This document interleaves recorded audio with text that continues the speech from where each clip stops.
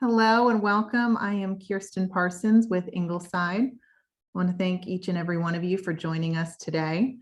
We have with us Maureen Charlton, who will be presenting on the validation method. I am so looking forward to learning from her. I just want to introduce you, those who are unfamiliar with Ingleside, to our community and organization and our levels of care.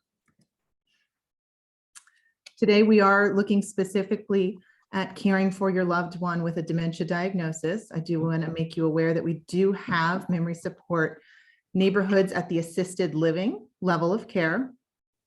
I am your point of contact for these neighborhoods. We do have availability of our standard studio apartment, and I would be more than happy to meet with any one of you to show you these beautiful spaces and to talk to you about your loved one's needs. As I mentioned, we do have 3 communities. We're part of Ingleside is our parent organization. We are not for profit. We have 3 life plan communities, one in DC, one in Virginia, and one in Rockville, Maryland. Maureen joins us from Ingleside at King Farm. This is my contact information. My cell phone is 202-489-1416.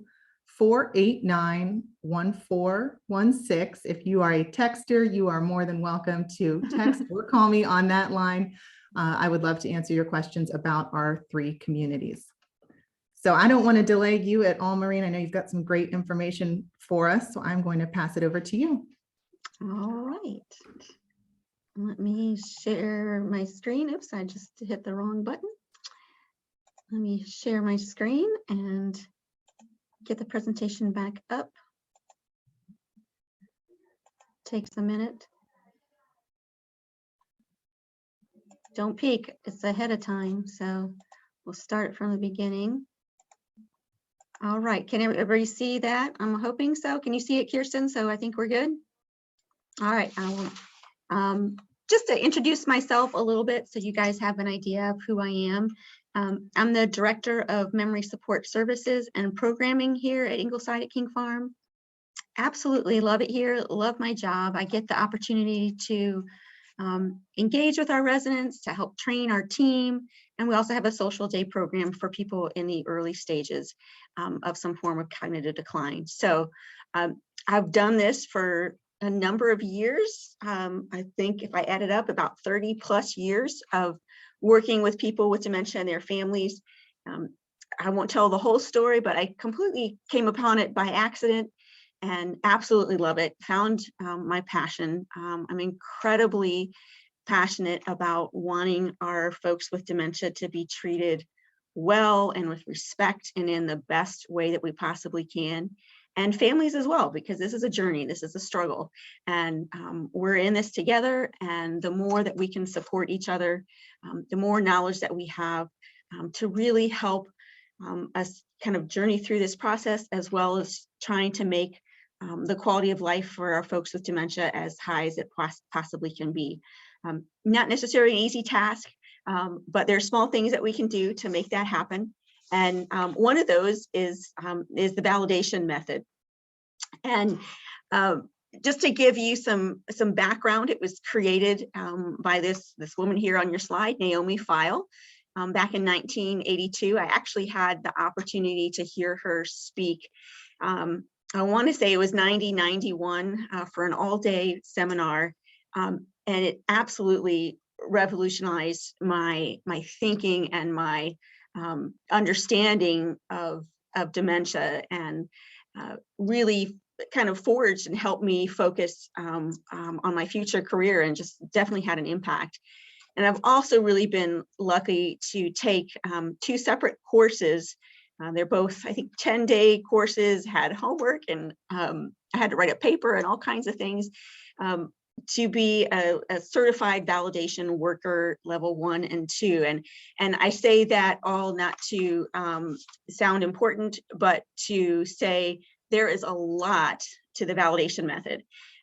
I could spend hours, we could spend days kind of unpacking it and uncovering all the ins and outs and the small pieces of it that make it so unique. Obviously, we don't have that much time, so I'm trying to give you just sort of an overview So it'll be kind of a simplification of the whole thing. And then hopefully give you some practical strategies, things that you'll be able to use as you're caregiving for others, and have an impact. So I want to make it as practical as possible.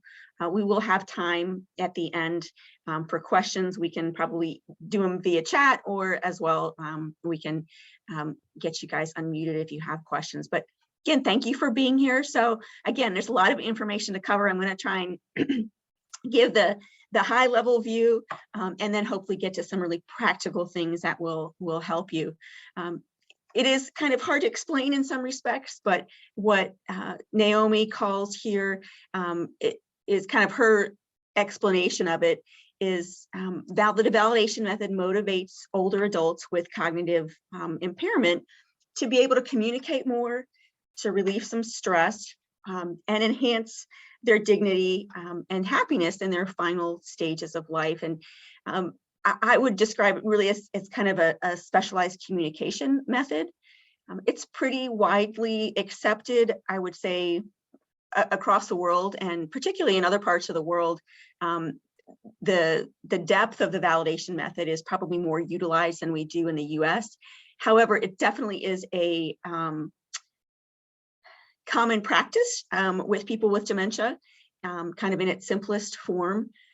But one of the things Naomi really talks about, and you can, she's got books, she's got videos that you can check out. Again, it's a lot of information, and she goes into a lot of detail. She actually lived in a nursing home as a child. Her parents owned this nursing facility, and at the time, what you did was you actually lived in that same spot. So she joked that she would walk out her apartment door and walk over to Mrs. Jones or Mrs. Smith's apartment, and those were her childhood playmates, were this group of older people that lived in this community. She ended up going off to college. She's is a social worker, and came back and was ready to kind of try her new social work skills out on the residents of this community, and found, particularly with the people that were cognitively impaired, excuse me, that it just didn't work. The thinking back then was reality orientation, and maybe some of you have heard of it, and it has been successful in other populations, particularly with people with post-traumatic stress disorder and things like that. But with people with dementia, she just found it didn't work. If Mrs. Jones was 90 years old and was confused and telling her that she wanted to see her mom, it wasn't very helpful for Naomi to say, oh, well, you're 90, your mom's probably passed by now. And she would get this reaction from Mrs. Jones, like, what are you talking about? And that's got resistance, or got a bad reaction. And so she's like, there's gotta be a better way. There's gotta be a better way that we can communicate with our folks that are having some confusion. And part of the theory that she has created, this method, is that one of the reasons we need to do this is that we want people to die in peace. And not to get too morbid right off the bat, but when we all age, and as we all get closer to what we think would be the end of our days, we go through a life review of some sort, of figuring out, hey, what did I do well in my life? How did I,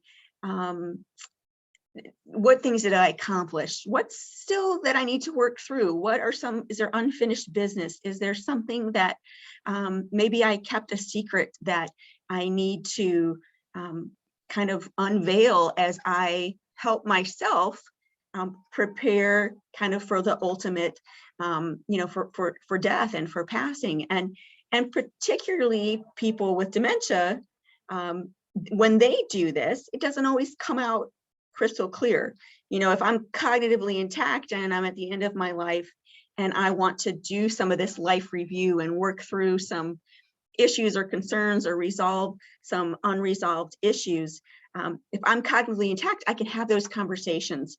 I can deal with some of those emotions pretty well.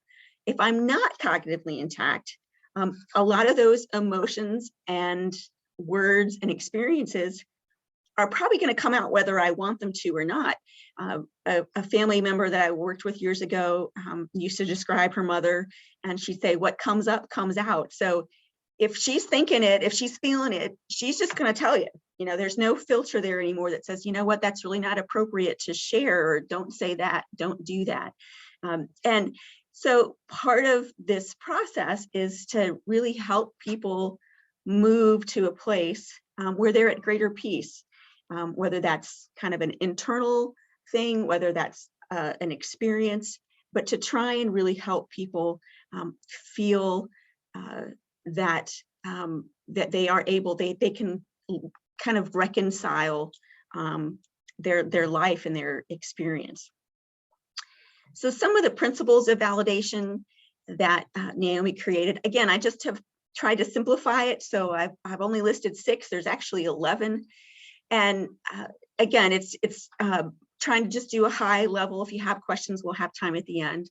And the first principle is somewhat obvious, so that everyone is unique and worthwhile. And I think all of us would say, well, of course, you know, we know that everybody is unique, everybody's worthwhile. And yet sometimes, you know, elders in, I would say, in this country and probably others, and particularly people that also have some form of cognitive decline, are not always treated as worthwhile. You know, if I'm a frail 85-year-old lady that doesn't speak very well because my dementia has progressed so far, maybe I'm just, you know, stuck in my apartment all day and I don't have a lot of interaction with people because people think, well, you know, she's just said what she needs to say for her life. So absolutely, you know, that is not true. Our elders have so many wonderful things to share with us. And I would say even particularly our people with dementia, they have such a unique perspective, a very in the present moment perspective that is such a beautiful thing to experience, and often come up with some incredibly wise statements and advice. The second principle listed here is that confused people should be accepted as they are, and we should not try to change them. Probably all of us have learned over the years that it's really hard to change somebody else, right? And again, particularly for somebody with dementia, if I'm confused and I'm having a really hard day, and I think that I am back in my teenage years, you're going to have a hard time bringing me back to reality, of kind of forcing your reality, the real reality on me. I'm doing the best I can with what I have. So there's a little booklet, and I tried to find it in my office this morning and I couldn't, and I don't even know if it's still in print, but there's a little purple booklet that you could probably search and find. It's called Welcome to Planet Alzheimer's. And it's again, a short little piece that just describes kind of this concept that we need to be able to go to them because they can no longer come to us. The thinking being Planet Alzheimer's is where somebody with Alzheimer's or dementia sort of lives now. And we need to travel to Planet Alzheimer's to engage with them on their level in an accepting and validating way. Now, of course, there's times, and maybe some more than others, depending on the stage that the person is in, that person that lives on Planet Alzheimer's comes back to earth a bit, and they're feeling more like themselves, they're talking more like themselves, and hey, stay on planet Earth and enjoy that. But 5 minutes later, they might be back on Planet Alzheimer's, and we're the ones that need to adjust because they just simply can't. Listening with empathy, obviously, anybody that listens to you with empathy builds trust, it reduces anxiety, and restores dignity. You know, I think most of us want that. You know, we want people to listen to us. And often it kind of goes along with the philosophy of we need to kind of get to the point where we're at peace with our lives, is that oftentimes there's some feelings that need to be expressed. Sometimes feelings that have never been expressed or experiences that have never been shared might surface in this time. And again, most of us want somebody to validate our feelings. You know, if you think about, if hopefully you guys have never had a bad day, but I'm guessing most of you have, if you have a really bad day and, you know, you're your belt broke and your car broke down, and maybe you got written up at work, or just who knows what. We've all had our bad days, and we go home and we tell our spouse or significant other, and we're like, oh my gosh, I just had this horrible day. This happened and this happened and this happened. And they say, well, don't worry about it. Tomorrow will be a better day.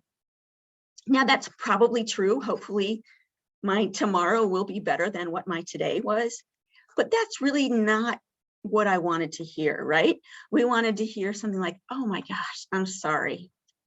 Sounds like you had a really rough day. Wow. What can I do to help? And chances are there's not much that they can do to help.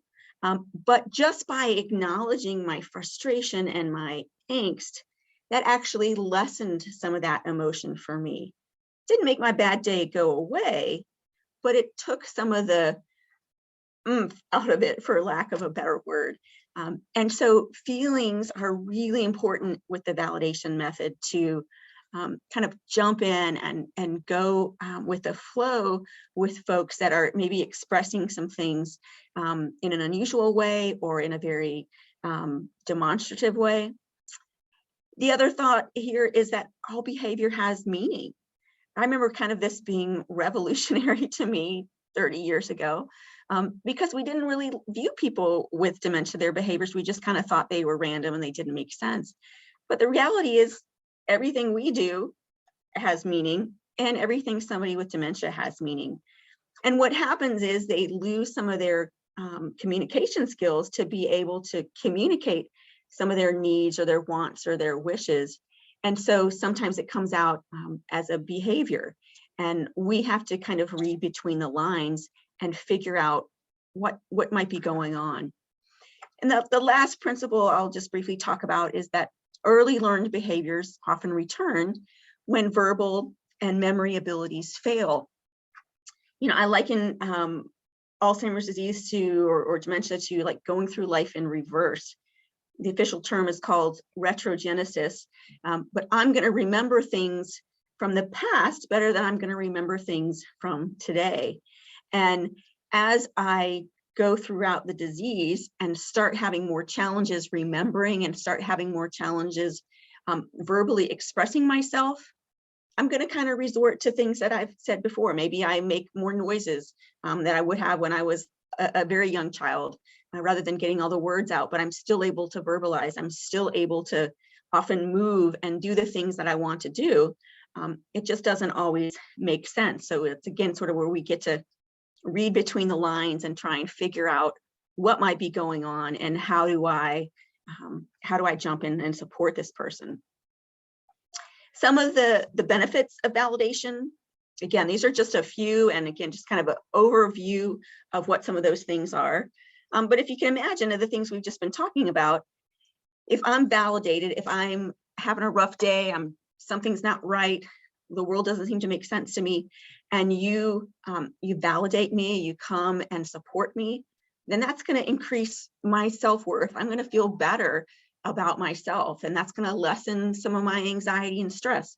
It's not going to take it all away. There's no like magic bullet that if we just do these 10 things, everybody's just going to be calm and serene. I wish. Often by kind of doing those things, having that self-worth, explore it a little bit more and reducing some of my anxiety and stress, sometimes some of my social skills come back a little bit more, and I am a little bit more social. It provides support, as we've been talking about, for dealing with unfinished business. I know of a person that lived in a community many, many years ago, and she was constantly looking for her children. The staff came to find out that she actually never had children, but she had always really wanted to. She had wanted to be a mom, and because she wasn't able to, in her confused state, she was sort of working through that unfinished business of maybe never fully dealing with the grief of not being able to have kids.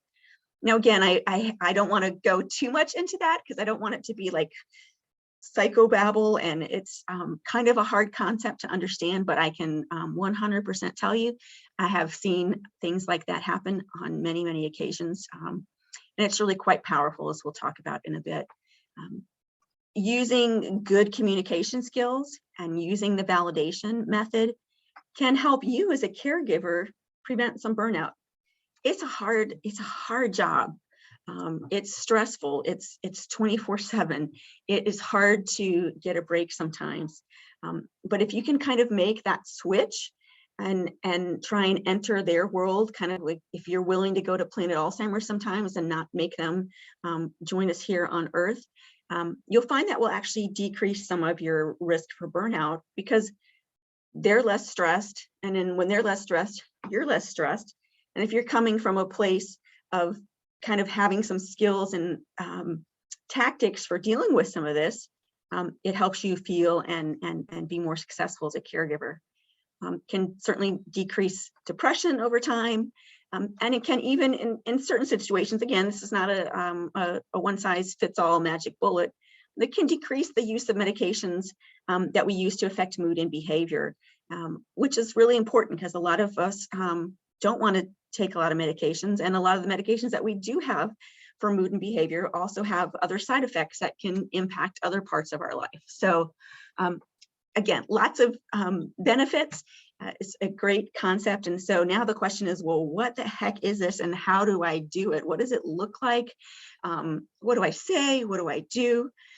So here's hopefully where we're going to give you some practical skills that you can take with you, some tools that you can use as you communicate with those that have some form of cognitive decline.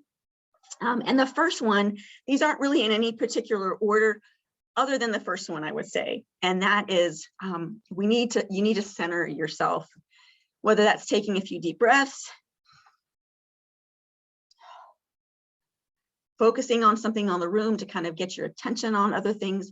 You could actually Google centering exercises and you're going to find a whole list of things, visualizations that you can use, certain things that you can do with your body to kind of just reset yourself. And so you need to find what works for you.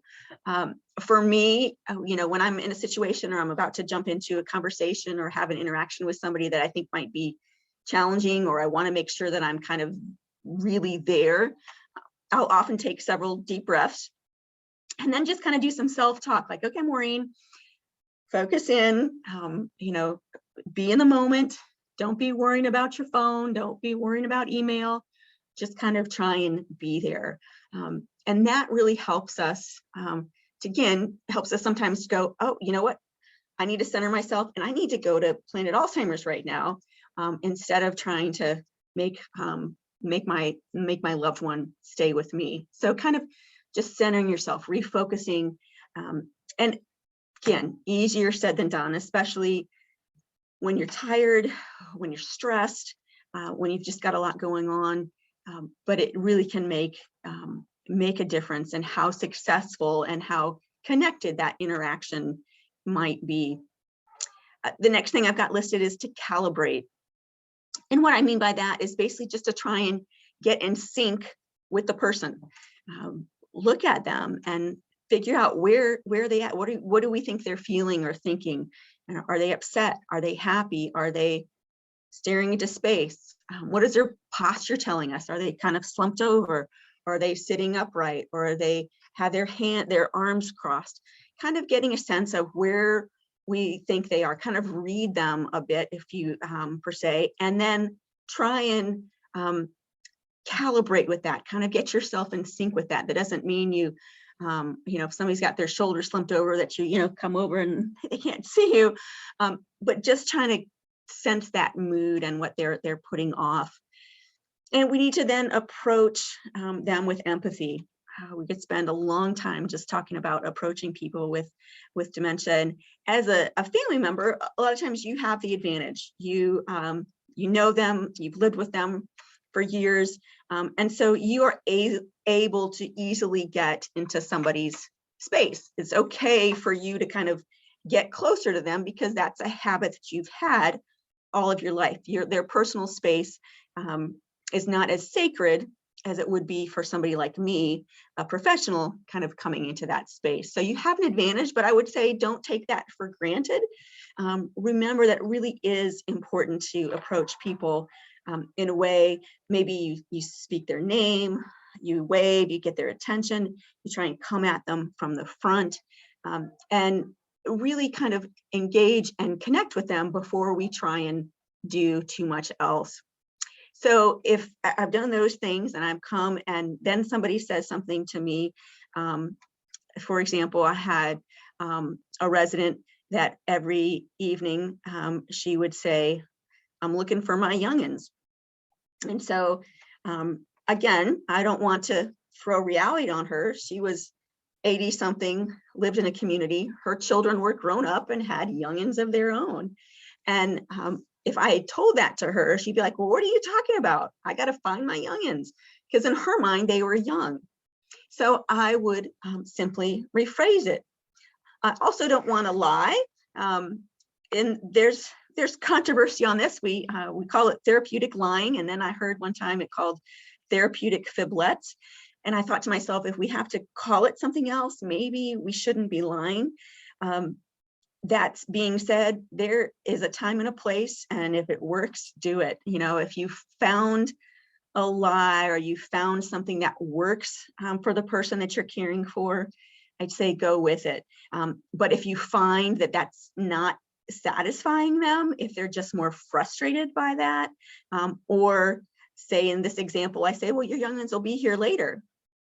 And if they don't come, she's going to be mad because I said they were going to be there. So kind of finding that middle of the road of not sort of throwing reality on them, not lying. So the first thing I want to do is just rephrase. So I would go up to her and I'd say, "Oh, you're looking for your youngins." I haven't said yes, they're coming. I haven't said no, they're old and grown. I've just kind of gone with her. And immediately what this does is it builds connection.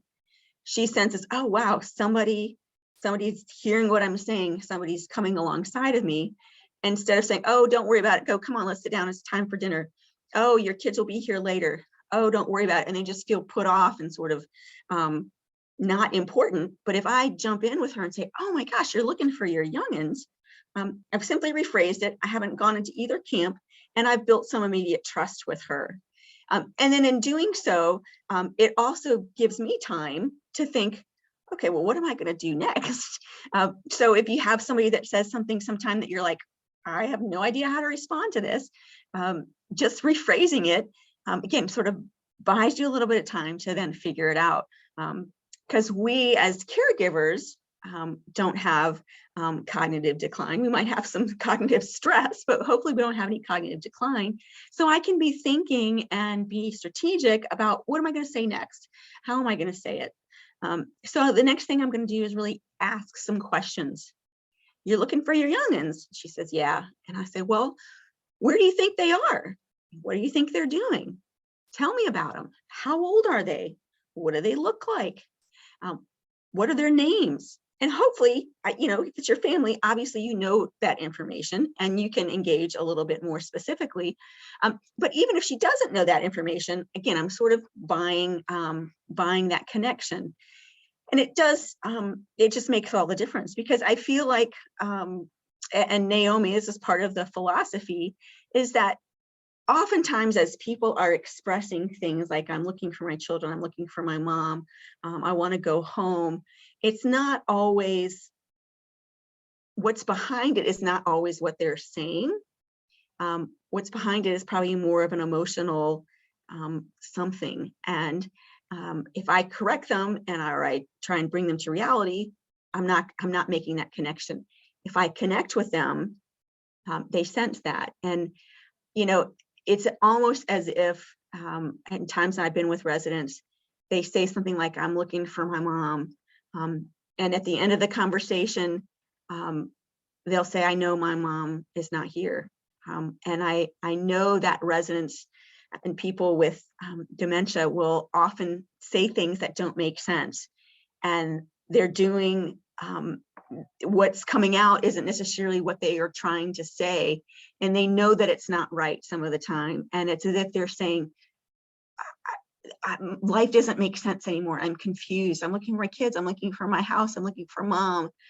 But really what they're saying is, "This is scary.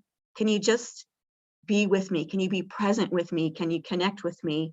Can you ask me questions? Can we talk about it?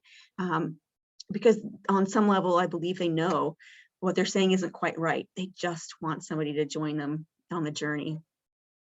So we're asking questions. We want to avoid why questions, simply because it tends to put people on the defensive. Well, why did you do that? It kind of helps us, makes us think of, being in trouble or something like that. So trying to avoid why questions, which is more challenging than you would think.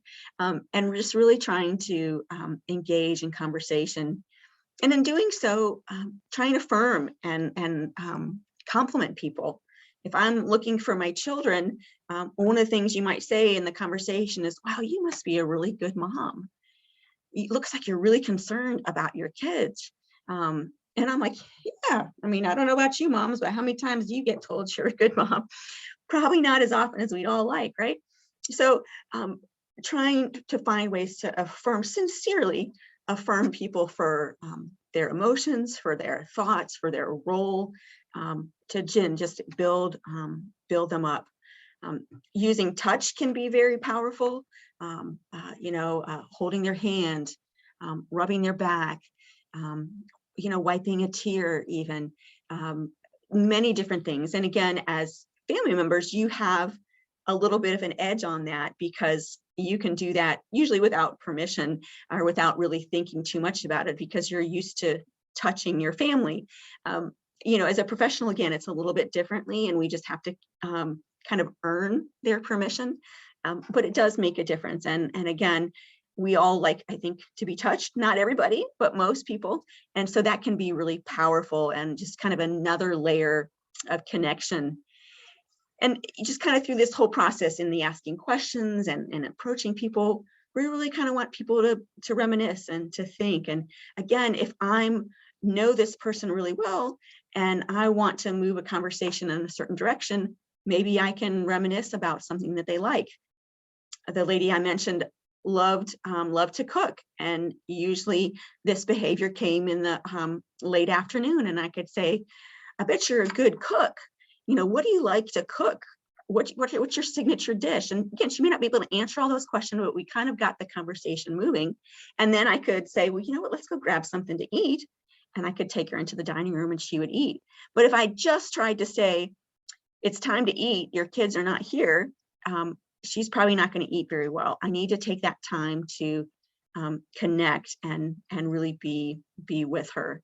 And then ultimately, as I'm just saying, then we can kind of redirect this person into a space that we are more comfortable with. And this is certainly, a process. It doesn't take, an hour every time, but it can take some time. And it has to be kind of intentional. It's really a skill that you need to start learning to develop. And a lot of it is changing our perspective. As caregivers, a lot of times we're on, task mode. We're just trying to get things done. We want to fix things. Oh, somebody's unhappy, let's fix it. And sometimes it's just stepping back and sort of being in the moment. I have a video I want to show you next that just kind of describes that. It's a pretty classic video by a woman named Brene Brown, who's well known in psychology and particularly on the subject of empathy. And I think just does a really nice job of talking about the difference between kind of putting up with something and sort of trying to just, put a Band-Aid on it, and the difference between really engaging. Hopefully this works. Let's give it a whirl.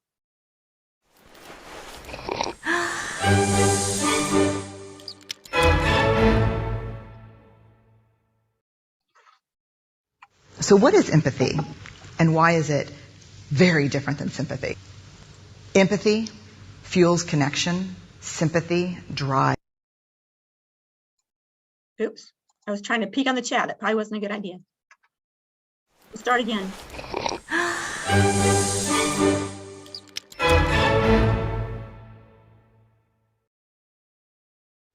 So what is empathy, and why is it very different than sympathy. Empathy fuels connection. Sympathy drives disconnection. Empathy, it's very interesting. Teresa Wiseman is a nursing scholar who studied professions, very diverse professions where empathy is relevant, and came up with 4 qualities of empathy. Perspective taking, the ability to take the perspective of another person or recognize their perspective as their truth. Staying out of judgment, not easy when you enjoy it as much as most of us do. Recognizing emotion in other people and then communicating that. Empathy is feeling with people. And to me, I always think of empathy as this kind of sacred space when someone's kind of in a deep hole and they shout out from the bottom and they say, I'm stuck, it's dark, I'm overwhelmed. And then we look and we say, hey, climb down. I know what it's like down here. And you're not alone. Sympathy is, ooh, it's bad, no. You want a sandwich? Empathy is a choice, and it's a vulnerable choice, because in order to connect with you, I have to connect with something in myself that knows that feeling. Rarely, if ever, does an empathic response begin with at least. And we do it all the time. Because you know what? Someone just shared something with us that's incredibly painful, and we're trying to silver lining it. I don't think that's a verb, but I'm using it as one. We're trying to put the silver lining around it. So, I had a miscarriage. Oh, at least you know you can get pregnant. I think my marriage is falling apart. At least you have a marriage. John's getting kicked out of school. At least Sarah is an A student. But one of the things we do sometimes in the face of very difficult conversations is we try to make things better. If I share something with you that's very difficult, I'd rather you say, I don't even know what to say right now, I'm just so glad you told me. Because the truth is, rarely can a response make something better. What makes something better is connection. I hope you, I'm just going to clip this because it's going to make a noise here in a minute. There we go.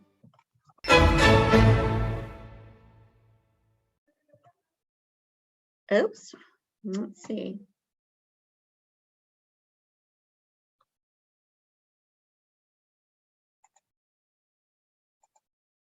There we go. Sorry about that.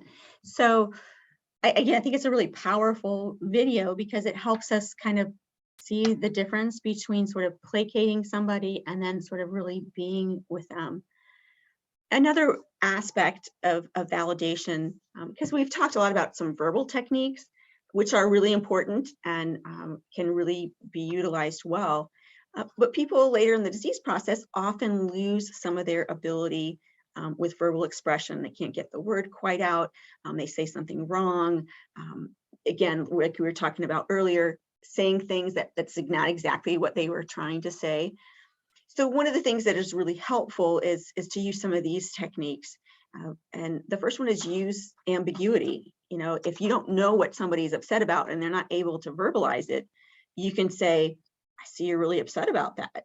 And we kind of talk in just vague pronouns, that, this, he, they, this thing, and not necessarily something specific. Now, if we can figure out this specific thing, great. If not, we try and use the kind of simple words and phrases to try and validate within that. And matching the emotion is so super important in this phase, because they may not be able to express everything, but verbally, but they are expressing it. All behavior has meaning. They're showing us by their body language, by what they're saying or trying to say, their facial expression, their gestures. They're telling us a lot, and we have to kind of jump in and match that. Touching can be, again, very powerful at this point. We have to be, again, appropriate, and we just have to try and read between the lines. I've found some of these techniques are super helpful with people that revert back to their native language. I had a woman that spoke German, and Eventually, that was all that she spoke. She understood English, and she could speak English, but she got to the point where she was not able to anymore, and she went back to her native language. But we could read, thankfully, she was very expressive. We could read her emotion. We could read her facial expression, and often, again, sort of jump into her world. We didn't always figure out what she wanted, but we were able to validate her in that, saying, wow, you look really upset. Looks like you're having a great day, Karen. It's so good to see that. And she might just, go off on some German phrase or song, and we might not know what it meant, but we could be with her in that moment. And a couple of things just to give you some of my personal perspective. It really is an amazing tool, and I've seen a lot of healing take place. When people have shared things that have been difficult, or just the relief when they have expressed some emotions that maybe they've kept in, or we were not validating. And once we do, it makes a huge, huge difference. I think about a gentleman I worked with named John, who his wife had recently passed, and he was kind of vacillating in between a reality of himself of when she was dying and when she had already died, and then when she was perfectly fine. And so we had to kind of jump to those different planets and be with him in those different roles. When he was really upset, thinking she was literally dying, we had to jump in and be the emotion with him. Oh my gosh, what's happening, John? Where is she? What do we need to do? What are the doctors saying?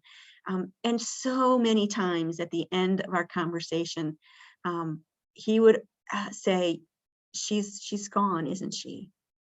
And I'd say, yeah. And in essence, he was grieving in his confused way. And we, as professionals, helped him be able to do that by joining him on his journey. And a gentleman that lives here at Ingleside, whose wife also recently passed away. And when we first shared with him the news, he was obviously upset, and we allowed him to cry and grieve, and then in the days to come, he would sometimes he'd ask us, is she my wife passed, right? And we'd say yes, or if he'd say, I'm not sure what happened, we could talk about it and kind of eventually come to the conclusion that yes, she had passed. And over time, that became less and less. And so there's times now when he does not remember, and will say, I wish I could see my wife today, or I'd like to go visit her. And we jump into that world with him, and we don't say, well, remember she died. We'll just talk about it using those validation techniques. They're rephrasing and asking questions and affirming him. It takes time, as I mentioned earlier. Every situation is different. But ultimately, I think we all want to be validated. Who doesn't want somebody to say, wow, I looks like you're really having a rough day. I care. This is a great tool with family, with friends, with coworkers. I'm sort of in validation boot camp on a personal level, not to get into the whole story, but I have a college daughter that's actually taking some time off, and she's having some health challenges, and I want to be the fixer. Oh, it's going to be fine. We're going to the doctor. We're going to get this taken care of. We're making progress. We can do it. But what she really wants is somebody just to be with her and be sad and be worried as she works through, the stress of it. So it's not rocket science per se, but sometimes we have to step outside of ourselves and just think, gosh, how would I want to be treated? What would I want somebody to say? My next video, and we're just about done, and then we can take some questions, is it's a really short video. It's actually on TikTok. I don't know if there's any TikTokers out there. It's also on YouTube, but Teepa Snow is also very well known for her work with people with dementia. One of my personal heroes, just an amazing woman who has taught me a ton over the years. And she just kind of she acts out. The older lady you see in the picture is actually Teepa. And she's just going to act out with somebody. I think it's her daughter, but I can't really tell from the picture. If not, somebody acting as her daughter. And just kind of in a nutshell, really quick, showing us some of these validation techniques. I want to go home. Come take me home. Yeah, come on, take me home. You live here. No, I don't. Yes, This is your house. This isn't my house. This is Take you me live here home. with me now. Why are you doing this? Mom, come back inside. This No, is I'm not silly. going to It's go too cold inside. out I'll here. just walk. To where? Home. No, this is your home. Ugh. Mom, what are you doing out here? I want to go home. Take me home. I want to get out of here.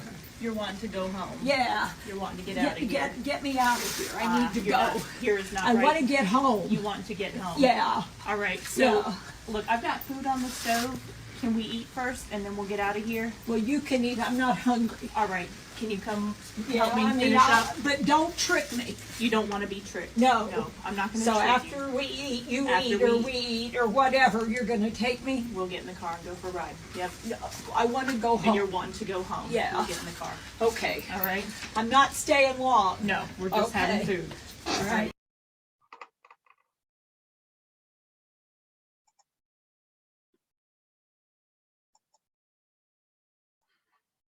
So here's a couple of resources that I put together.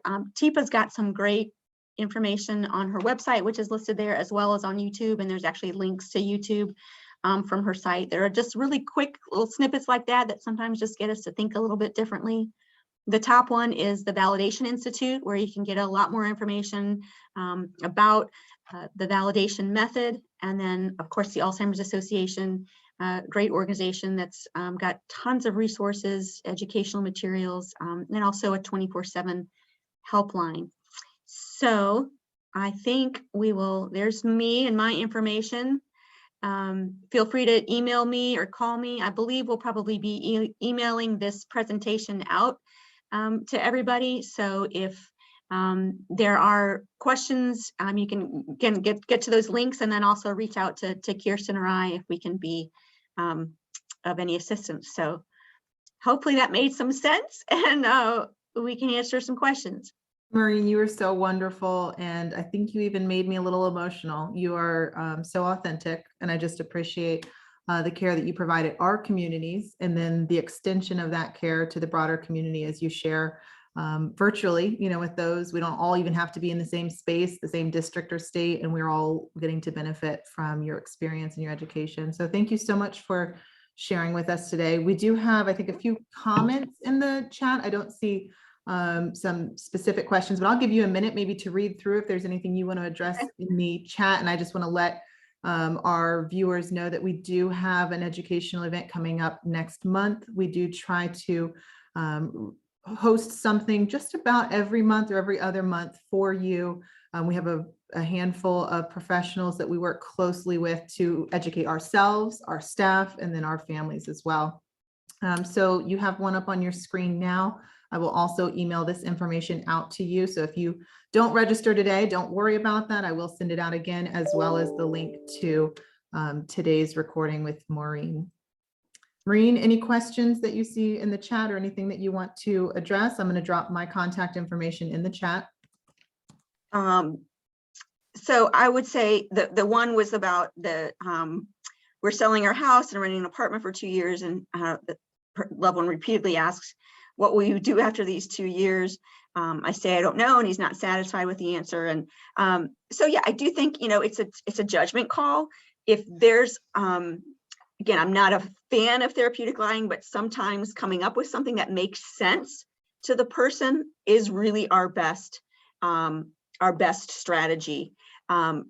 By saying something like, and I don't know the situation, so I'm probably not going to come up with a good situation, but I know even when we talk with families about potentially moving somebody here to a community, and they're like, well, what should I tell them? And sometimes less is more. Just saying, hey, we've got to do some work on your house, and so we're going to have you stay here for a while, or something, again, that makes sense and doesn't point out their deficit and, well, it's because because you can't manage on your own anymore, kind of trying to figure out a way that makes sense to them.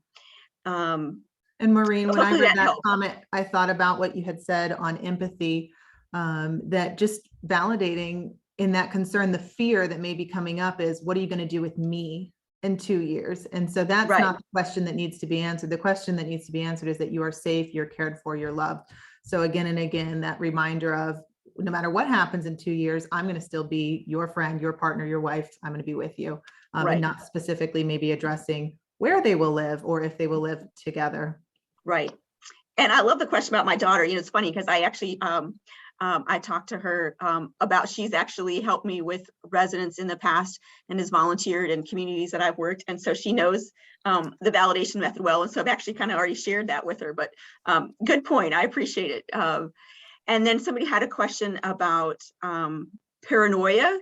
And that is a tough one. The question is, any advice on how to use this method if a person is paranoid and they think you're doing something to hurt them, such as poisoning them? And that is a tough one, because it feels like it's an attack on you, and you know, of course, you're not poisoning them. And so again, I always say you want to base your future communication based on the success of your past communication. So if you can say, hey, you know, looks like you think I'm poisoning you. I'm really not. And, you know, how can I prove it to you? And let's work through that. If that's successful and you can kind of work through it, then great. If they're like, well, I'm not going to tell you how I think I'm poisoning you because I don't trust you. Then sometimes, you know, it's doing those validation things. Do you think I'm poisoning you? Yeah, that must be really scary. How does that feel? What did I do? How can I, you know, and kind of match that, that emotion, and see if we can figure out what it is that's making them make that paranoia switch. A lot of times with people with dementia, their paranoia stems from they're trying to make sense of the situation, and it doesn't make sense to them. So if I have always been the chef and I've always been the one that cooks at my house, and now somebody else is doing that for me, it makes me a little suspicious. Well, why is somebody cooking in my house? This is my job. And so they might become suspicious. Or often it's about things. They will put their purse in a certain place, and it's usually there. And this time they didn't put it in the same spot that they usually do. They go to that spot to get their purse, and they think, well, somebody stole my purse. It's kind of the rational conclusion that their brain comes to, because it isn't, life isn't making sense. And so again, I think trying to empathize with that emotion, trying not to rationalize too much, because just doesn't have that capacity anymore, and trying to come up with something that might make some sense to them. Let's see what else we have. Yeah, like you'll get many opportunities to practice. Thank you, Ken. You're absolutely right. Recording. My actual humor and likes to laugh. She clenches her teeth. You know, I think absolutely. What if it works? Do it. You know, one of them is my mom likes humor, likes to laugh. If she clenches her teeth and raises her voice, we imitate her response. When responding, she laughs and seems to diffuse the anger. And again, I think diffusion is a wonderful thing. We want to acknowledge that emotion. But yeah, I think you can have some fun with it. And if that is working, then stick to it, because people with dementia still have a lot of humor and a lot of really very entertaining and fun things to say. And so if we can bring that out of them more, you know, all the more, you know, maybe make it into a little competition. You know, she clenches her teeth, goes, and you do the same thing back. And then, you know, she makes faces at you, or you make faces at her, and, you know, kind of make it fun to, again, kind of build that connection where they feel like you are with them, and, you know, that you see, literally see their emotion and their frustration.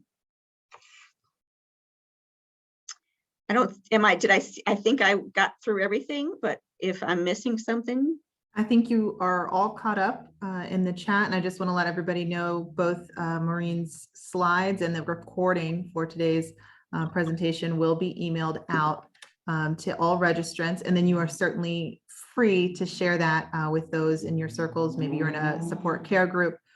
Please do share those resources. Nothing is copyrighted, right, Maureen? Or it's appropriately attributed to the original content creator. Yep, yep.